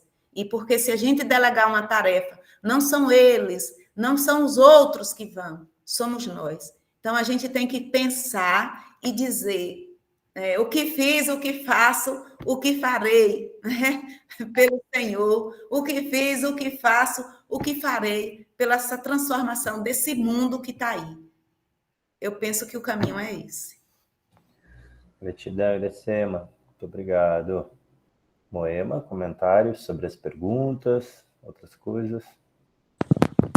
Bom, então, rapidamente, só talvez duas ideias. A primeira é o reconhecer da dificuldade, eu acho que é muito importante. Eu acho que esse tema das redes sociais.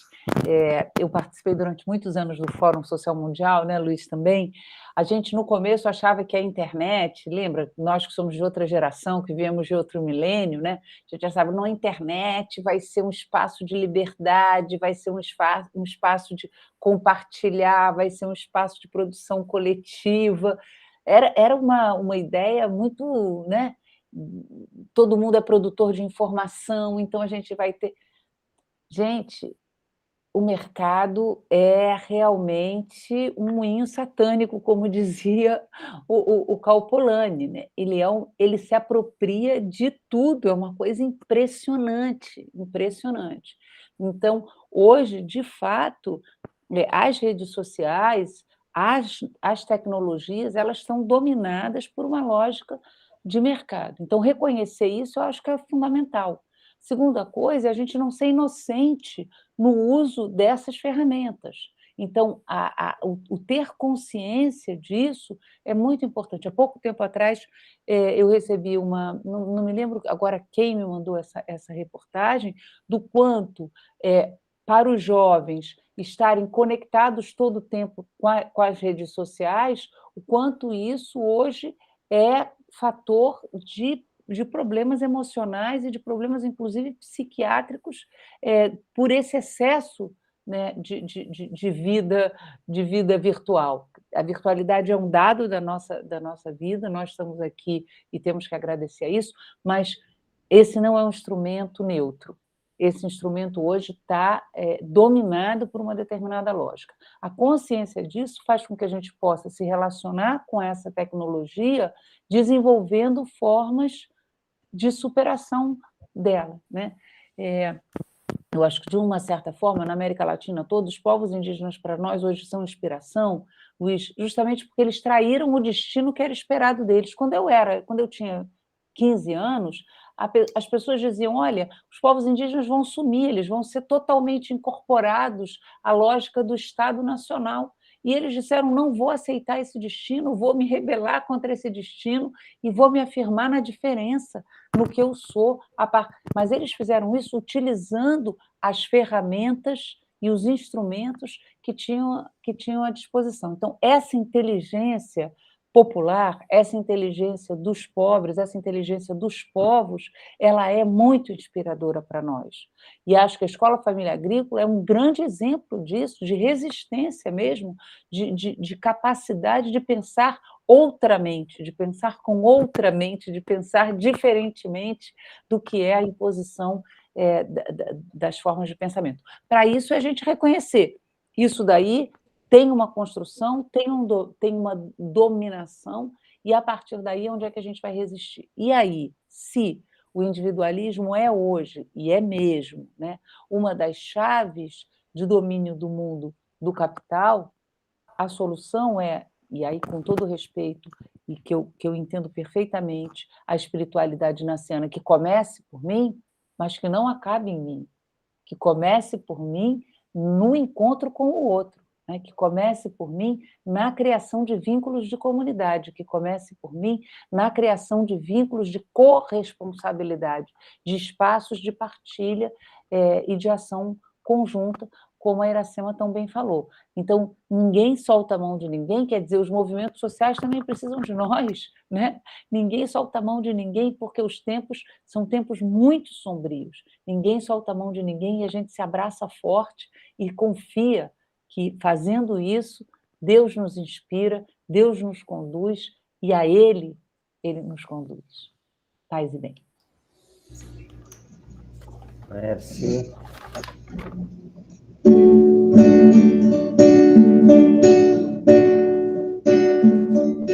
Nós somos parte da terra, a terra é parte de nós, uma extensão do mundo, nós não vivemos a sós.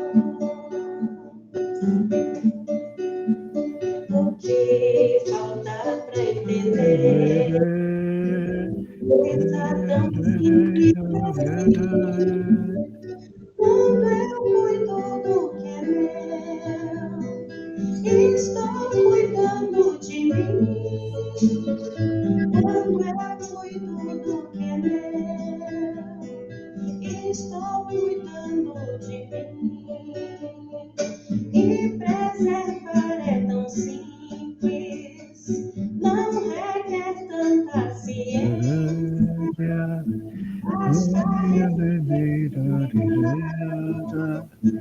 e um pouco de consciência.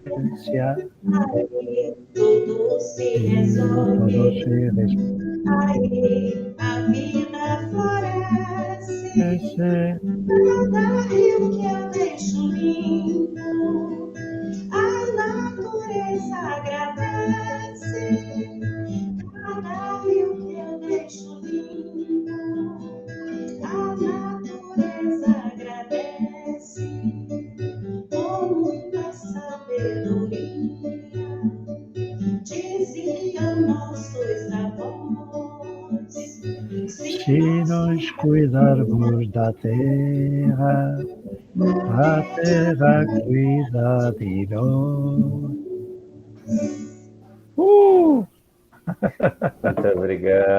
Muito obrigado. Gente, a gente está chegando no finalzinho do nosso espaço, da nossa roda. Estamos fechando 50 minutos, 45 minutos desde que a gente começou, porque começamos com um pouquinho de atraso, 1h45. Muita coisa foi falada, tenho certeza que aqui nesse universo de pessoas que estão aqui, nós teríamos muito para compartilhar a partir das nossas experiências. A terceira roda virtual de educação popular, ela vai vir numa partilha coletiva também, para que todo mundo possa falar das suas práticas. Para a gente fazer a parte final aqui, nossa rede, enquanto OUMA, que somos todos, o CAC de Belém, o CEPAT, o SARES, o SES, fomos convidados a fechar com alguns minutos de reflexão cada um sobre como é que essa conversa de hoje, o que a gente aprendeu hoje, dialoga com as dimensões que vem nos acompanhando nessa formação de educação popular, né? O Jocélio lembrou a gente no início que a gente tem trazido enquanto transversal no trabalho da educação popular a dimensão lúdica, a dimensão política, a dimensão espiritual e a dimensão metodológica. Elas têm sido a teia, a colcha, pelo qual a gente tem pensado as nossas práticas com todas essas reflexões. Eu tinha prometido para eles 5 minutos, no meio da roda eu diminui para 3, e agora eu vou pedir que eles deixem um pensamento. Tipo assim, né? Deixem uma coisa no ar, um pensamento, não pode ser mais que um parágrafo, com certeza, por causa do nosso tempo, porque depois nós vamos para o envio com o Jocélio. Então, vai ficar aí no colo do Igor, do Michael, do pessoal do CAC aí. Vai ser um slogan, assim, né? Uma reflexão, um pensamento. Eu vou começar com o CAC, então, lá com a dimensão lúdica. Pega essa bola aí, Jocélio, e diga aí, como é que tu entende a partir desse olhar da ludicidade isso que foi falado? Se é uma frase, brincar é urgente, o brincar é urgente, e que a possibilidade de mundo novo se fará com indígenas, mulheres, crianças e homens, mulheres, homens femininos. Muito bem. Vamos lá para Curitiba. Diga aí, Igor, sobre o seu olhar aí a partir da dimensão política, como é que tu sistematiza a conversa de hoje? Obrigado, Luiz. Obrigado a todos que estão na roda. Vou tentar exercitar meu poder de síntese, né? Então, eu acredito que o que foi falado e o que a gente veio da primeira roda também, virtual, é que a dimensão política da educação popular é uma dimensão que procura sempre ser uma dimensão transformadora, né? Que procura engajar as pessoas nos movimentos populares, buscando indivíduos que questionem e saibam ler criticamente a realidade, com a intenção de transformá-la, né? Foi falado, acho que pela Moema e pela Iracema, que a grande diferença entre a educação bancária e a educação popular é que a educação popular procura construir sujeitos autônomos que procuram transformar a sua realidade, né, e não se conformar. Então, eu acho que eu posso resumir assim essa dimensão política, que ela é uma dimensão sócio-transformadora essencial. Excelente. Vamos para Manaus. Padre Adriano, como é que você sintetiza para a gente essa conversa de hoje a partir de uma dimensão espiritual? Eu vou trazer uma imagem, uma vez, que eu vi de uma avó. Tá no mudo. Dá para ouvir? Eu vou tentar de maneira bastante simples. Não lhe escuto ainda. Ainda não? Oi, eu estou ouvindo. Ah, é? Eita, não dá para escutar? Opa, então você Também ouço. Ah, tá, então. Perdão. Só você que não. Eu acho que da questão da Eu também não, espiritualidade. Luiz. Oxê, Alguns Oi? estão escutando, outros não. Olha, Ah, então não sei o como é Mércio que é. também não. E coisa do agora? Não Espírito sei. Santo. Padre Talvez eu Adriano, vou sair e tenta ligar, voltar. desligar Deixa o eu sair e mudo aí de voltar. novo, por favor. Não sei o que é. Pode falar. Deixa eu fechar. Olha. Vamos ver. Não? Já que foi o Padre Adriano. Sumiu agora da minha vista aqui. Não.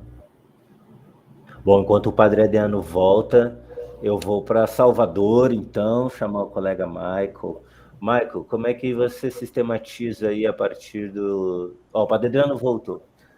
Diga aí, Padre Adriano, agora sim. Dá para ouvir? Dá para ouvir? Sim. Ótimo, ótimo.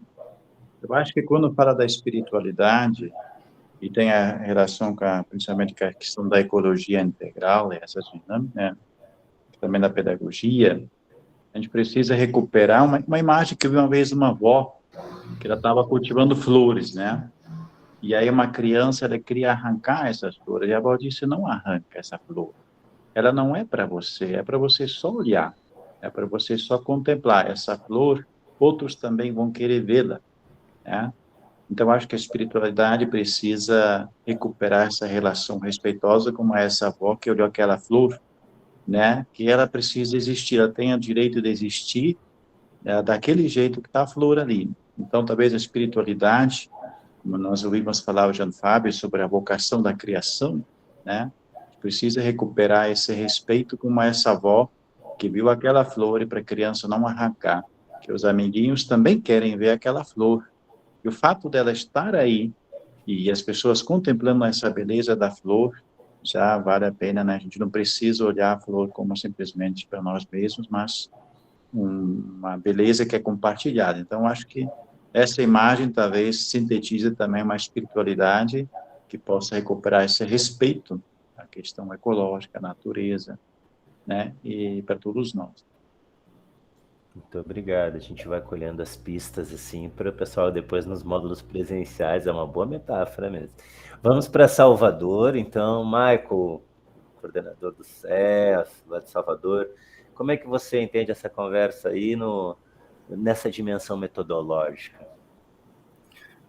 Ô, Felipe, companheiro, demais, estamos já tarde, né? A cabeça já fica mais difícil da gente, mas agradecer, viu, imensamente, aí, rever aí, né, companheiros e companheiras aí que a gente está distante, companheiro Iracê, o companheiro Jonas, né, tanta gente boa, Padre Jean Fábio, tivemos agora há pouco no CE, né, Padre Jean? Descer da satisfação. Bom, eu lembrei agora da letra de Maria Bethânia e Roberto Mendes, né? Eu quero aprender a ler para ensinar meus camaradas. Então,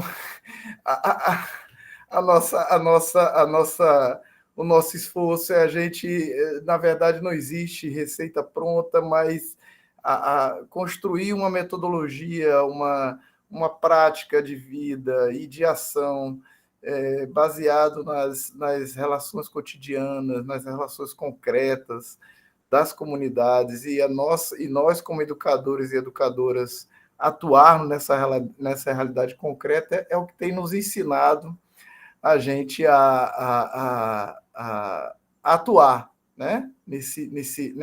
Em algo que exige a cada dia de nós uma necessidade de se adequar, né? E de se reinventar. Acho que o Pereira Silva falou aqui do Paulo Freire, da necessidade de não só ler o mundo, o interpretar, mas de transformá-lo, né? O Barbudo do século XIX também falou isso para os filósofos, né? Marx, ele questionava os filósofos porque os filósofos fazia ler o mundo, interpretava, mas não transformar. Eu acho que é urgente, sim, uma educação popular que ela, no contexto do nosso estágio de uma sociedade que estamos em barbárie, né? Em crise, um sistema que rege essa nossa sociedade. Pensar numa outra sociedade é, de fato, discutir, de fato, a radicalidade da ecologia integral, né? Isso que o Padre Jean Fábio trouxe. Eu acho que essa é uma questão que está em aberto, né? Nas obras, nos centros, a afirmação de uma perspectiva que, nos marcos do regime capitalista, estamos atuando, sobrevivendo, atuando na realidade concreta, mas dentro desses marcos desse regime é algo que está colocado para nós respondermos coletivamente. Então, o professor Michel Louvi, ele agora recentemente fez uns artigos com a Unicinos, e ele trata com muita urgência essa necessidade de qual a concepção, né, de que nós temos de promover uma educação popular e sem perspectivas ilusórias de como superar nesse regime que vivemos. Eu acho que nós, do César, acho que a gente tem tentado e querendo também contribuir com esse debate, né? Eu acho que aí é uma perspectiva de que sociedade não capitalista nós estamos sonhando, né? Como afirmar isso, né? E como não iludir, né, os trabalhadores, as trabalhadoras, aqueles que vivem, né? Mas de que forma estamos refletindo sobre essa perspectiva. Então, a experiência, né, que a gente vem se alimentando, isso que a companheira Iracema falou, do analisar, refletir, agir, essa nossa perspectiva e o que é que a gente se coloca, né? Acho que o tempo está pouco, já está tarde, mas nos colocamos, o Sérgio, junto com as obras sociais do Brasil, agradecer imensamente o OMA, né, todo esse coletivo da rede, para que a gente possa estar cada vez mais partilhando, né, aprofundando questões. Eu me senti muito provocado na fala do Padre Jean Fábio, de Iracema, de Moema, mas necessita de mais tempo para a gente prosear, né, fazer uns 2D de prosa, como nós temos aqui na Bahia. Então, continuar que a prosa é boa. Eu acho que a prosa aí tem um caldo aí para discutir um bocado. É isso mesmo. Muito obrigado, Marco. Não dá vontade de terminar mesmo, né? Mas a gente está indo para o envio, nós vamos sair lá pela Amazônia, lá no envio, lá de Belém. Daqui a pouco eu vou chamar o Juscelio para nos enviar. Eu queria, em nome do OMA, do Observatório Nacional de Justiça Socioambiental Luciano Mendes de Almeida, agradecer. E quando eu falo no OMA, eu estou falando em nome do CEPAT, do CAC, do SARES, do Centro Bournier, do OCA, do Santa Fé, das obras todas que compõem a Rede de Justiça Socioambiental, as nossas unidades irmãs Fé e Alegria, as nossas unidades irmãs de Rede de Educação. Queria agradecer a todos e todas por esse momento tão importante. Apesar dos desafios que a gente tem atravessado com essa formação nacional em educação popular, que vem desde 2019, né? A gente tem sido uma escola para a gente, e a gente tem, nesses momentos, a gente revitaliza o espírito no esperançar mesmo, fazendo diferente, usando a tecnologia para nos olhar assim no olho, mesmo que no quadradinho, reatualizar os afetos, nos sentirmos um corpo, não é? Que caminha junto, e isso é consolidar a missão de todos nós, a missão que foi posta por Freire, que foi posta pelo Papa Francisco, que foi posta por Santo Inácio. Então, acho que essa é a linha, e eu queria agradecer demais, além de agradecer meus colegas aqui de trabalho, nesse chat aqui do WhatsApp de organização. Um pega o comentário, o outro bota a música, o outro canta, o outro já pensa no envio. Agradecer a equipe de comunicação do OMA, que fez o CARES também, divulgação, nos apoiou toda a parte técnica, e os nossos 3 convidados de maneira muito especial, que realmente com as suas falas nos iluminaram muito aqui, a cabeça sai fervilhando e o coração batendo mais forte. Muito obrigado, Moema, muito obrigado, Iracema, muito obrigado, Padre Jean, por partilhar da sabedoria de vocês conosco em rede. Assim como obrigado por cada um e cada uma de vocês que nessa noite de semana, tarde já, era hora de estar jantando, indo dormir, não sei, cuidando do filho, né, alguma coisa assim, tá aqui conosco para partilhar. Então, muito obrigado por cada uma. Juscelio, Pega o axé de fala aí, nos envie. Então, a gente agora, primeiro, tenta tocar os pés no chão, quem pode, se aterrar. Aqui a gente sempre faz isso, né? Tirando todo esse processo de sentir a mãe terra, como disse Moema, uma mãe cheia de fecundidade, e a gente vai tentando sentir a energia desta mãe terra que nos sustenta, que nos alimenta, que nos cria, que nos acalenta, sentindo também esse poder e essa energia dessa mãe que cria e que é pai, cheio de maternidade, né? E essas duas energias, maternidade e fecundidade, possam habitar em nós. E essa mesma energia que habita em nós, a gente emana e irradia agora para Nélia, nossa companheira do SES, que está numa missão de saúde com a família, para que ela, que também construiu esse momento, possa sentir que nós não estamos sós e ela não está só. Nós somos um, todos somos um, quando nos construímos. E pedimos a esse Deus que é Pai e Mãe de todas as coisas, Divina Ruá, que nos sustenta, nos alimenta, que sopre em nós fôlego de vida, de esperança sempre, né? Que nos alimente e nos sustenta sempre. E a gente canta o canto de Geraldo Vandré, e à medida que a gente canta, a gente pode mesmo ir se dando tchau, sorrindo, abençoando, e indo embora para o descanso merecido depois do dia do trabalho intenso. Vem, vamos embora, que esperar não é saber. Quem sabe faz e hora não espera acontecer. Vem, vamos embora, que esperar não é saber. Quem sabe faz a hora não espera. Agora estou vendo você, Ivo. Abraço, Paco, abraço, Ivo, Abraço, Ivo. Abraço, Mari, Mércio, obrigado. Obrigado, Moema. Patrícia, um grande abraço. Obrigada, pessoal. Paz e bem. Obrigado a todos.